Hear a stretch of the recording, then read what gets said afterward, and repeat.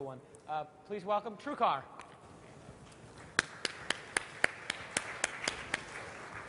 So I assume the mic's on. All right. Hello. My name's Scott Painter, and I'm one of the co-founders of Truecar. I'm here with Tom Tyra, one of my other co-founders. I want to thank TechCrunch, Jason, and Michael for creating a great opportunity to launch great new companies. Both Tom and I are thrilled to be here to introduce our company to this audience, and it's nice to see a lot of friends and familiar faces. So our business is actually very simple, and it requires only a brief demo. So I'm going to talk about something a little bit more big picture for a moment: the future of marketing and advertising. So the future of marketing and advertising will all be about one thing. It'll be something so great that consumers won't be able to get enough of it, like chocolate, only healthy, organic chocolate, where the more you ate, the thinner you'd be and the healthier that you'd get. It'll be sustainable, and it will mandate that a buyer's and seller's interests are aligned. The one thing that has eluded marketers and advertisers has been doing so for a very long time, but it will be the very basis for their success going forward. So what is it? Truth.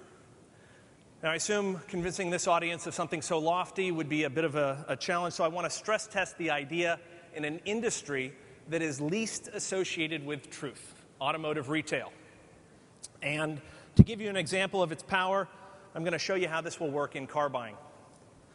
Is an information service that delivers, through the power of information, to the car buying process, actual transaction data, showing what everyone else is actually paying for their new car. Now, I've been in this space for about 20 years, and as many of you who know me know, I'm very passionate about upfront pricing and total transparency. And what I can tell you is that fundamentally this information that we're about to show is exactly what consumers are consistently requesting online. And releasing this information in this manner has never been done with this level of detail or in this way. And it changes everything. Think about it.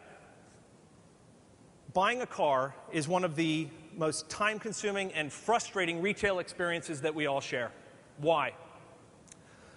Well, fundamentally, it's because we never know if we're ever really getting a good or a fair deal.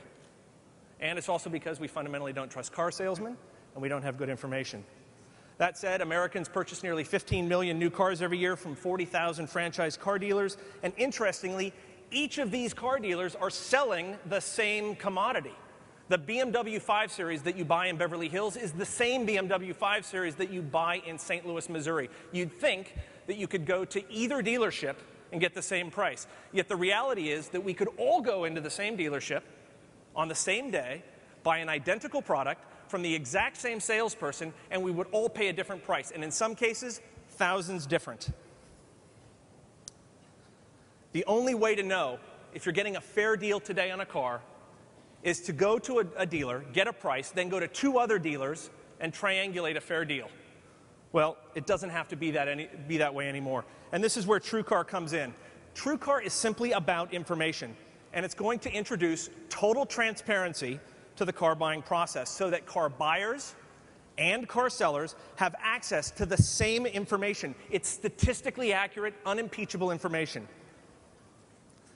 The actual dead cost of the car to the dealer, the actual margin of profit that the dealer's making on the car, and a real-time view of what other consumers are actually paying for an identical vehicle in your local area, in your region, or nationally, regardless of the dealership that you buy the car from. So here's how it works. Say that you're in the market for a new car, or you just are curious about whether or not you got a good deal or someone that you know got a good deal. You simply go to Truecar.com, enter your zip code, and pick your vehicle. Tom's going to go ahead and demo a Toyota Prius, popular car right now. Okay, so the Truecar report provides you some pretty amazing information. Start with the Truecar curve. It's the first visual context to new car pricing based on actual transaction data. You can view the data from a local, a regional, and a national perspective. Truecar also provides key relevant data points such as dealer cost, factory invoice, average price paid, and sticker price. The powerful part of our pricing engine is the determination of both good and great price ranges, which enables people to finally know how much they should pay for their next new car. So in addition to the curve, users can view the same data through a bar chart, both at regional, local levels as well, and the actual histogram of the exact sales transaction data that occurred in your local market, regional, or national levels. In addition, you can also view the data from a historical view of the transaction prices. And from this graph, we can see that since March, since gas prices broke the $3 barrier, the Prius has gone up over 5% or 7.2%. I want to test this a little bit more. Jason, I know you're waiting for your Tesla, number 16, but I also know you just bought a Mercedes GL 450 loaded, pretty fancy car, right? And so, Tom, go ahead and load up Jason's car. Jason, what did you pay for the car? I have to ask my assistant. 78. Jenny, what did you pay for it? $78,000. Okay, so you'll see the average customer, the average Joe on the street, paid under $75,000, $73,496. Okay, so the question is, I hate this fucking company. so the question is, if Jason had better information, if he knew the dead cost of the car to the dealer, if he knew what the average guy in the street paid, could he have gotten a better deal? Of course, right? He wouldn't tolerate that. So Truecar today is aggregating about 25% of all transactions. Statistically relevant. We're not launching to the public yet. We think that we need to get to about 50%. Before the end of the year, we know we can get to about 75%. We've got 3 patents pending. It's a proprietary algorithm. We're crunching a lot of data here. This is a true super crunching exercise. We're gathering data from banks, insurance companies, registration data. We're licensing information from a number of different sources, including actual dealers. So what we're doing is we're bringing all this data in, we're normalizing it, and then we're presenting it in a really tangible and useful manner. So initially, Truecar will be distributed everywhere for free with the initial goal of establishing a true web brand and establishing its credibility with web users. Future releases will address other parts of the car buying process, so financing, leasing, insurance, maintenance, repair, refueling. It's a $4 trillion ecosystem. It's the biggest category on the web today. And from a business model perspective, being able to aggregate an audience is core to the advertising business model. And the auto category is one of the most lucrative in terms of a CPM and a lead generation basis. This is something that we've got a lot of experience in. Our 2 competitors, Kelley Blue Book and Edmunds, 10 million site visits a month on their site. I mean, this is information that is absolutely in high demand. Why would anybody overpay for a car again? You don't let your friends drive drunk, so why would you let them do that? I mean, the information's out there. If you look at the variance between the low and the high on most of the Truecar cars, consumers are paying about $2,000 in difference. This is, I mean, just releasing the information has a bigger impact than the Bush tax cuts. So why is, well, just in wrapping up, Truecar really brings the dealer's day of the information advantage to an end. Their only hope is that the truth won't kill them. Well, here's the good news. The truth sets a free market economy free. With immediate access to perfect information, prices can actually be determined by real market forces based on the true cost of goods and the true demand for them. Okay, let's hear it for Truecar.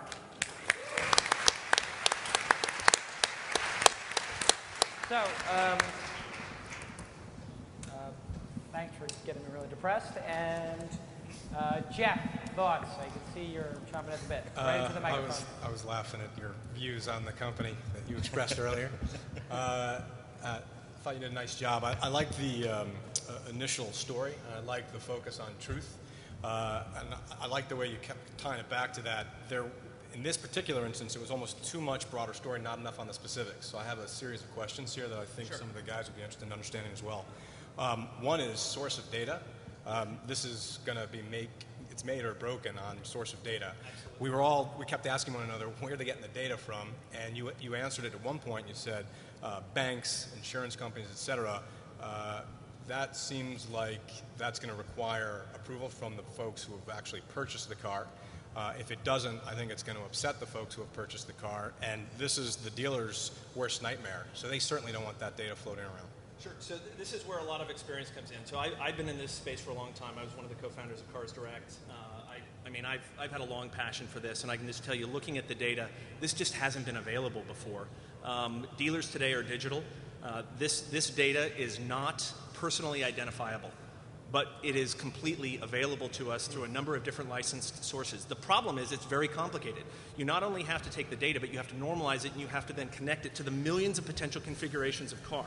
So you have to have the engine underneath that to be able to configure the car dynamically and then tie that back to all the information that you're getting. So 90% of what you see is behind the scenes. It's part of the algorithm. The sources of the data are numerous and very, very credible. I mean, we are looking at actual transaction data, and really the core of this started with looking at actual dealer transactions. So in our other business, we actually look at dealer management software, which is the back-end systems that run the dealership. Okay, how does this stack up with Edmunds and some of the true value stuff that Edmunds does? Sure. So Edmunds is actually a great information business. It offers a whole menu of other things.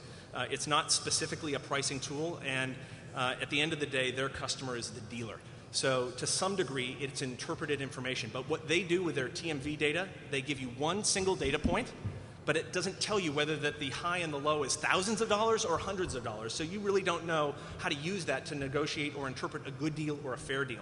So it's really about the depth of the data, the robustness of the data. Truecar's value proposition is just about revealing the truth. It's just about saying, you know what, we don't have a dog in the fight. Here it is. The data itself is the product. What's the business model? The business model, really to start, is to take as much friction out of the way as possible and really become a credible brand, the authority on new car pricing. Once we have that, we believe that we will be a very, very high traffic, high, large audience site. There's a robust, almost average 30 CPM, market in the auto space. OEMs are coming and flooding into the auto space. So advertising, but ultimately the business model is a reverse auction, very similar to AdWords, but for cars, where dealers are truly competing for customers based on the price of the car. Do you guys see yourself extending this into other verticals, true hotel pricing, true where there's a lack of transparency in pricing models? Yeah, there's probably enough solutions that we need to create just for the car buying space. I mean, we talked about the financing, we talked about the insurance, we talked about used car retail, used car trade-in. There's so many things that we have to work on before we perfect car buying. Certainly there might be an angle in the future, but we're focused on this. I mean, I think what Scott said in terms of revenue potential, right now, the online automotive space is about $2.8 billion. And by 2012, it's supposed to be 5.6. General Motors has just ratcheted up their digital spend to 25%, and will go up to 50% in the next 5 or 6 years. I would also add one other thing, and that is, if you look at what we're focusing on, it's a commodity. There shouldn't be that kind of volatility in pricing around a commodity. It is the last true commodity to get commoditized. The amount of money that the American consumer is wasting by not having good information is huge. I mean, we're talking about truly putting the market back where it should be, and the auto industry is completely screwed up. 40,000 dealers is completely unnecessary. There's more than 200 Ford stores in Southern California alone, and they all sell the same I would thing. argue that variability in pricing exists because consumers don't avail themselves of the information that's already there. Edmunds has this information. You can go through and configure your car and click exactly the options that you want, and it will give you the dealer price, the invoice price, and the TMV price. So it's been there for 10 years. The variability in the price is because one segment of the market doesn't take the time or have the interest in researching it. So I don't think that you're going to push the needle on I think that. price discrimination is actually rational. Yeah, it is. I mean, and not to say that this isn't a great business and a great idea, because I think everybody does want access to this data, and they are currently frustrated. So I agree with you there, but I think that Jason's going to pay more in Beverly Hills than somebody in Kansas. I actually went to the trouble to have my. If you look at the data, the people who pay the most for their cars are in rural markets where there is less competition.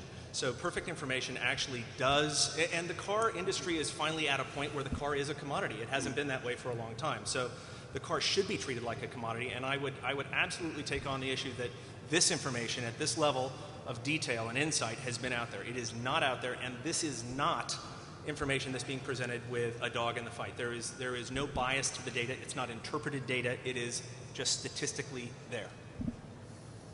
Jason, one last editorial note. You're always asking what do we think of the presentation itself. Yeah. The more you guys bring this passion and this knowledge, you both clearly have a lot of expertise within the segment, and about your product, the more you bring that into wherever you're pitching, the better off you're going to be. Great, thank you. Thanks for having us. Truecar. Thank you.